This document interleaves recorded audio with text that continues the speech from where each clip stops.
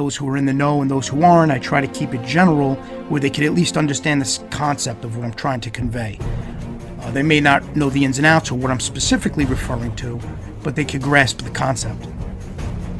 And that leads me to the whole, I notice what goes on a lot with a lot of these content creators. They make the statement, well, nobody's going to tell me who to have on my show. And I find that an odd statement to make, because nobody should tell anyone what and what not to do. We can all only do what feels right. And that's when you're able to decipher who's who and what's what. Sometimes you have to sit back. You have to see how somebody conducts themselves. You have to see their interaction.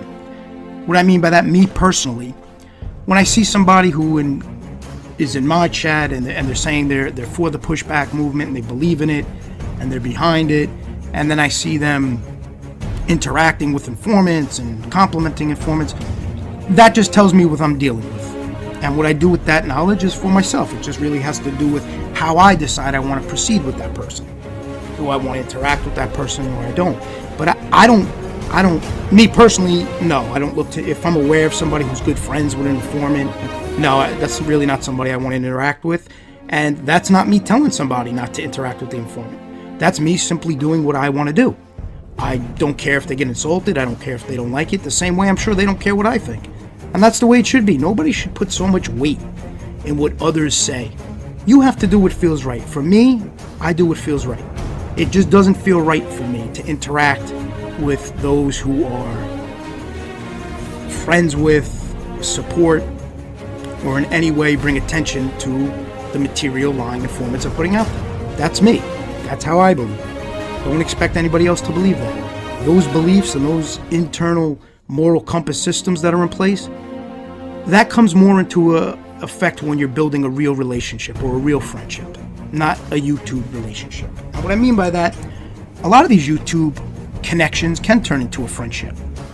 But for that to happen, as we all know, you have to have some common ground.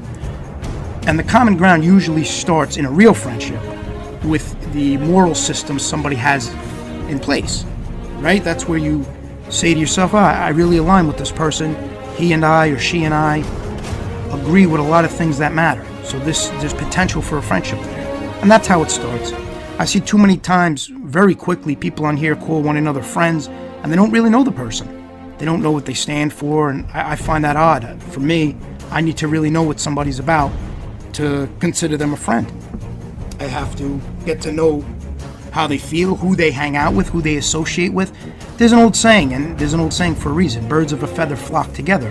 So I always have that in my head. I need to see who somebody surrounds themselves with. And then that gives me a little bit of a starting gauge, a bit of a foundation. And too many times on here, people feel as if they're making a stand by saying, well, I'm not going to be told this, I'm not going to be told that. Nobody should be told anything. You want to platform informants, you want to interact, that's fine. That's your philosophy. You're okay with that. Some people aren't. I'm one of those people who are not. That's just the way life goes.